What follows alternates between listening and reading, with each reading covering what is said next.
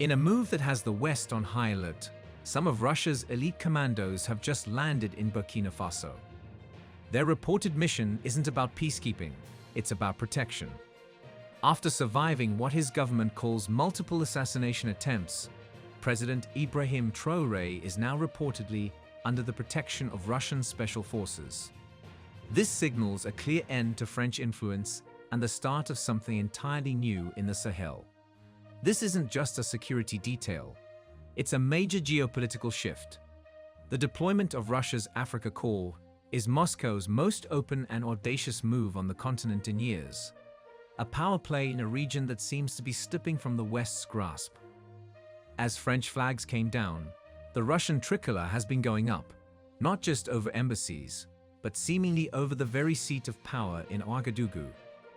So why is a 37-year-old captain placing his life, and the future of his nation, in the hands of the Kremlin? What happens next could redefine the future of this part of Africa. To get why Russian commandos might be patrolling the presidential palace in Ouagadougou, you have to understand the constant, lethal threat that surrounds Captain Ibrahim Traoré.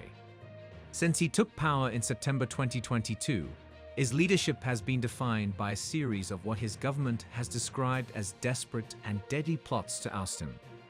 He's a man living under a permanent state of siege, not just from the jihadist insurgencies that control huge parts of his country, but from within his own military and from forces gathering across the borders.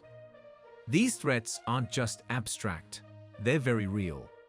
In just the last year, his government has claimed to have stopped multiple major coup attempts. The government alleges that one recent plot was a sophisticated plan to swarm the presidential palace, assassinate Traoré, and throw the nation into total chaos, hoping it would trigger an international intervention. According to Burkina Faso's security minister, the conspiracy was a dangerous mix of disgruntled military officers working with some of the same terrorist leaders Traoré has vowed to destroy.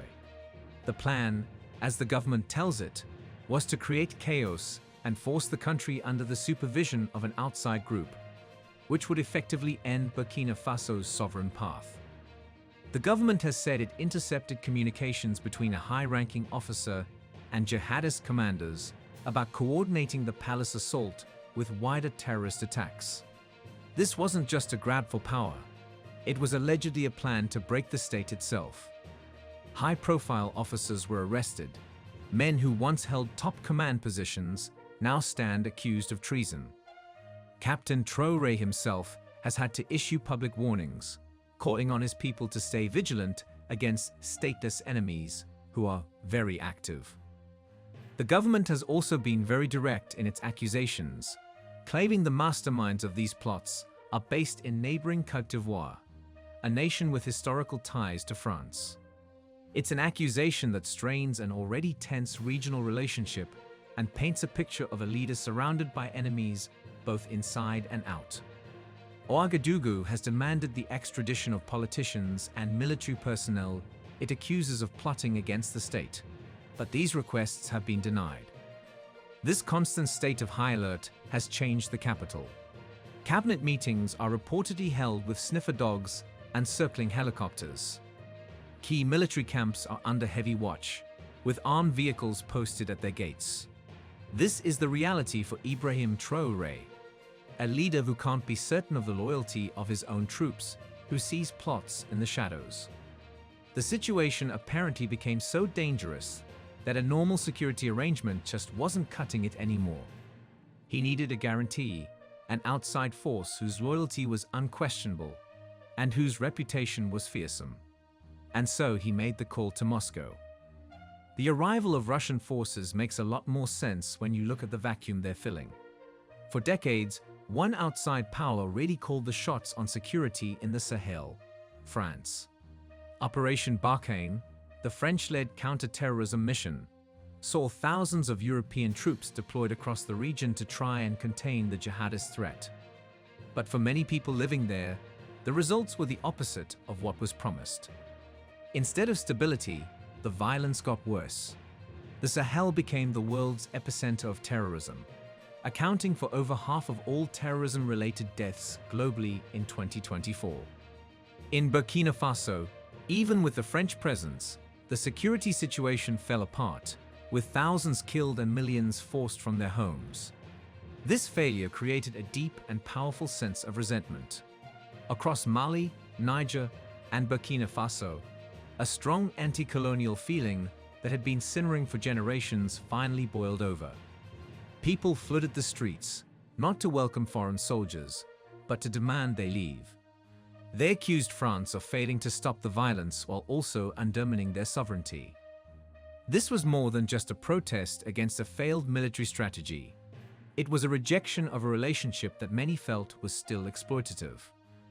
Traore has tapped into this grievance, talking about the need to break all ties that keep us in slavery. The feeling on the street is that former colonial powers have continued to profit from Africa's vast natural resources, like gold in Burkina Faso, with little benefit for the people who live there. Old colonial currency systems, like the CFA franc, are seen by many as tools to keep them financially dependent. French President Emmanuel Macron didn't help when he suggested in early 2025 that Sahelian leaders had forgotten to say thank you to France. Traoré fired back, saying Macron was insulting all Africans. One by one, the military governments in Mali, Burkina Faso, and Niger kicked all French forces off their soil. This historic break created a huge security and political vacuum. The old guards were gone, but the threats were still there, and maybe even stronger. It was a moment of both great danger and great opportunity. These nations, having cast off their old security partner, needed a new one. They looked for a partner without the baggage of a colonial past in Africa, a power they felt would treat them as equals. Russia, which has positioned itself as a counterweight to the West and has no history of colonialism in the region, fit the bill perfectly. With France out, the door was wide open for a new partner, and the shadow of the Russian bear began to stretch across the Sahel. Into this power vacuum stepped the Russian Africa Corps. This isn't the old shadowy Wagner group that operated with plausible deniability.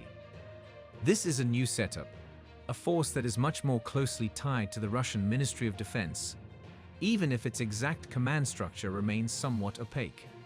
Its arrival in Ouagadougou was open and clear.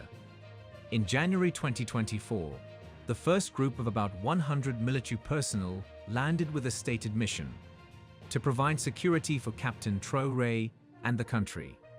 This was just the start, with plans to expand the force to 300. While some have claimed the number of Russian personnel is much higher, these figures remain unverified. The Africa Corps marks a big shift in Russia's Africa strategy. The Kremlin is moving away from the shadows of private military companies and into the light of an official state project. Their mission in Burkina Faso seems to be comprehensive. It goes beyond a simple bodyguard job for the president. They are there to help build a new security foundation. This includes training Burkina Faso's own forces, providing counterintelligence to help find internal plots, and assisting in patrols in dangerous, insurgent-held areas. A military base for the Africa Corps has already been set up in Lumbula, just outside the capital, a permanent symbol of this new partnership. This move has been met with public support on the streets of Ouagadougou. Mass rallies have been held where people wave Russian flags, celebrating the partnership as a step toward real sovereignty. These scenes offer a powerful counter-narrative to Western criticism, framing the Russian presence not as an occupation, but as an invitation. The Africa Corps brings military equipment with them, and Russian transport planes have been seen unloading supplies. Russia's relationship building has also included shipments of free grain and promises to build a nuclear power plant. But security is the core of this deal. For Traoré, the Africa Corps offers something he felt he couldn't get elsewhere: a solid guarantee for his personal survival and the stability of his government. They are a force whose loyalty isn't tied to local politics or colonial history, but to Moscow and the terms of their deal. In bringing in the Africa Corps, Traore hasn't just hired bodyguards. He has imported a security partner, betting his future and his country's on an alliance that is shaking up the power dynamics in Africa. The deployment of Russian forces in Burkina Faso isn't just a one-off deal. It's a key part of a new, anti-Western leaning bloc emerging in Africa. Burkina Faso, along with its neighbors Mali and Niger, has formed the Alliance of Sahel States, AES. This isn't just a loose handshake agreement. It's a formal alliance with a pact for collective defense and deeper economic ties. Russia is a key security partner for this new bloc. Having all left the French-influenced West African bloc, ECOWAS, the AES is building its own path, rooted in a philosophy of absolute sovereignty. This alliance is moving fast. They've launched initiatives for a joint passport, gotten rid of mobile roaming fees between the three countries, and are reportedly looking into creating their own currency to finally break from the CFA franc. In May 2025, they set up a confederal bank, a move one economist called a political act of sovereignty aimed at funding their own development without Western strings attached. Just a few weeks ago, in late June 2025, the first ever Alliance of Sahel States Games were held in Bamako, a show of cultural unity. This emerging bloc represents a huge geopolitical shift and a direct challenge to decades of Western influence. The United States has openly accused Traoré's government of misusing the country's resources, a claim the junta brushes off as interference. From the Sahel, these criticisms often sound hypocritical, coming from nations that have historically profited from the continent's wealth. Traoré's government and its allies defend their pivot to Russia as a matter of survival, a necessary step to protect their sovereignty from both jihadists and what they see as Western meddling. But this new alliance faces massive challenges. Despite the Russian support and the new alliance, the security situation on the ground is still terrible, and in some areas, it has actually gotten worse. Jihadist groups continue to launch large-scale attacks, overrunning military camps and killing hundreds. Burkina Faso was the country most affected by terrorism in 2024, a grim statistic that shows just how big the task ahead is. The humanitarian crisis is also deepening, with millions of people displaced by the conflict. The arrival of Russia's Africa Corps in Ouagadougou is a pivotal moment. It's the result of a dramatic story: a young leader under constant threat, the rejection of a former colonial power, and a risky pivot towards a new global ally. Captain Ibrahim Traoré has made a huge bet, trusting his country's security to Russia. This is the new reality in the Sahel, a region breaking from old alliances and forging a new, uncertain future. For some, this is a moment of rebirth for Africa, a continent taking control of its own destiny. For others, it's a dangerous leap into the arms of another great power. One thing is certain: the struggle for sovereignty in Africa has entered a new, unpredictable, and incredibly important chapter. This all leads to a crucial question. Is this new path really the road to sovereignty and stability? Is Russia a liberator, helping African nations finally stand on their own, or is it a new master, using the chaos to advance its own interests? The pieces are moving on the board in the Sahel. What do you think about this bold move by Traoré? Is Russia a liberator or a new master? Let us know your thoughts in the comments below. And if you want to stay ahead of the geopolitical shifts shaping our world, make sure to like this video and subscribe to the channel for more analysis.